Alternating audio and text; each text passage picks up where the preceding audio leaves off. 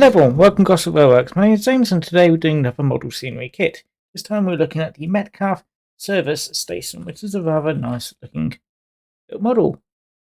First of all, the product code, which is PN181, and yeah, it's a rather small package, so it's hopefully going to be a very simple kit to put together.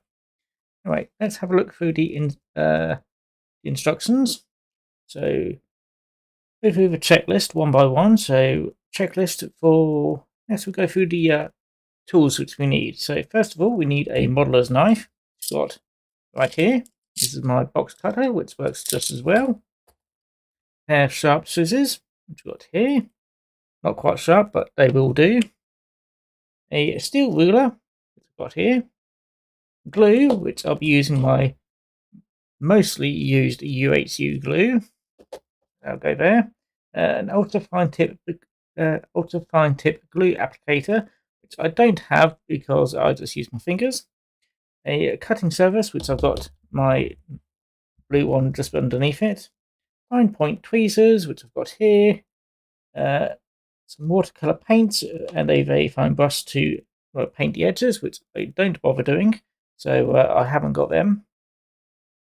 Extra useful things which I haven't, which isn't listed, which is some bulldog clips just to help keep things together while waiting for them to dry, and a pencil just to write on some card just to list out what things are what.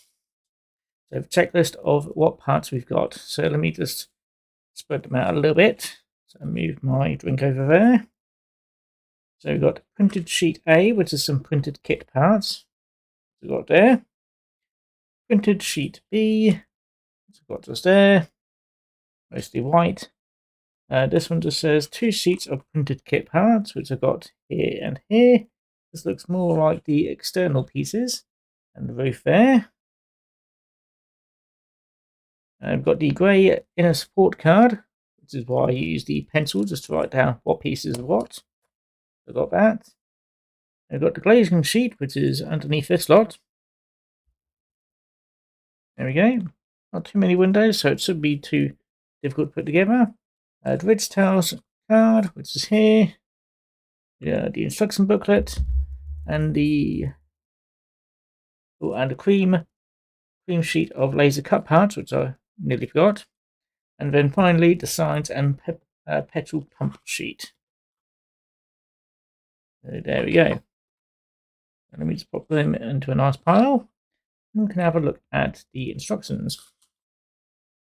So inside we got, well, getting started, which is extract all the components from the base sheet and building your construction builder's yard, which I don't actually do because I prefer to keep all the pieces on these sheets just so I know exactly where they are. But one other thing which is useful, which is having a cycle bin right beside you. Mine's mostly full of some cans of Fanta, so you can tell what I've been drinking lately.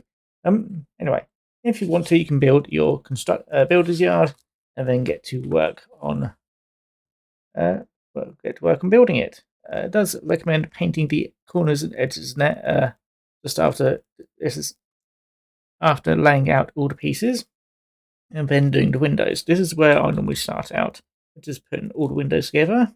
So we'll just cut them out with the scissors, maybe the knife, and then start gluing them all together. And then we start putting the workshop together. This is the strengthening key diagram, which I will be using to just write down what piece is what. So I can quickly do that now. So as it's not too many, that is A1, B, F, B, A2, E1, E2, C1, C2, D, and a D. There we go. I can put my pencil away now. There we go. That's all I needed to do. So yeah, use that to basically strengthen all the pieces, and it also tells you what each one does. And yeah, we start putting the workshop together. And it's just that one.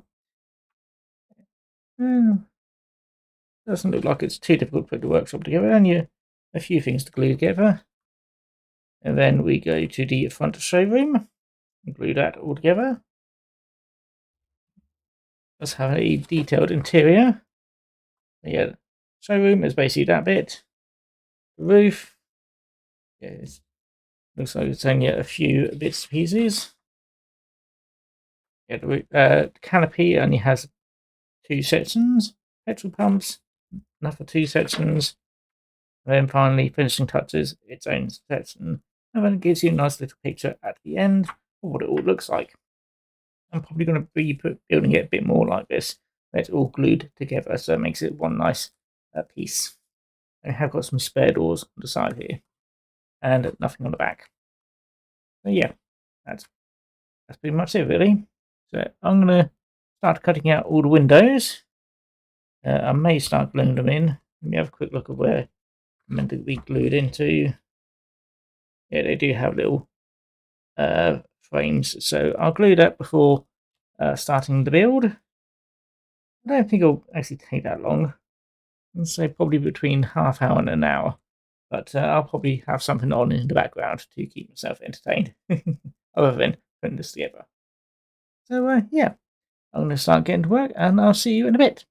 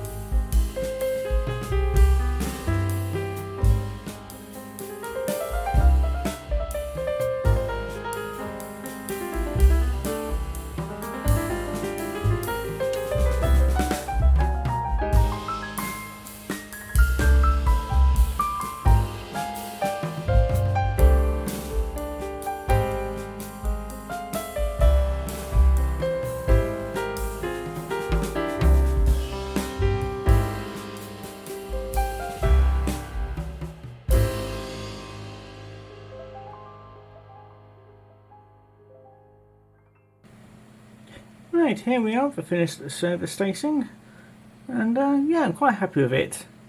Didn't really take too long, just over an hour. Probably could have done a bit quicker, but unfortunately the fiddly bits, being fiddly, took the longest.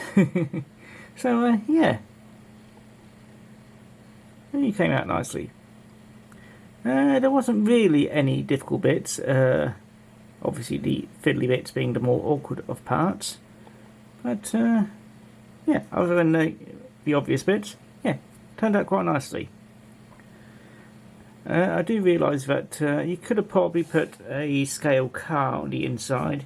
You might still be able to squeeze one under there if you carefully peel the bottom of the showroom off, but otherwise, yeah, it's turned out nicely. Just trying to think of what else you could probably add in there. The service station, probably not. Maybe if I had the door open, you could put a car in there. But yeah, for the most part, it's just basically the showroom where you could put maybe one. Actually, you might be able to put 2 cars in there if you get some appropriately sized cars in there. Yeah, very happy with it. And it didn't cost too much. It only cost about £11. And yeah, very easy to put together. And so again, the bits which were fiddly were things like the petrol pump area. That was the more awkward bit. And it did take a little while for me to work out which sign I wanted to put on there. But yeah. And I have left the some other optional colorations. And I need to glue that back down again now. But some other extra optional things in case you don't want it to be an SA garage or something like that. But as if you should be able to carefully remove the petrol pumps and replace them. I've decided to go with a more modern because I'm assuming there's going to be more modern modelers in the scale. So yeah, I figured modern probably go a bit better. Anyway, that's going to be it for me. I hope you enjoyed the build. If you do want to see a bit more of a somewhat step-by-step build, do remember that there is a function on YouTube where you can actually slow down the video. The audio may be a bit wonk, but you'll be able to watch along and see the video playing along at a more reasonable speed instead of my usual 16 times speed. But anyway, yeah, that's going to be it for me. If you do like the video, feel free to like, comment, subscribe. And if you didn't like the video, I hope you enjoyed it anyway. But I'll see you all again next time. So take care now. Bye-bye. Yeah, wait till it comes into view. There we go. Take care now.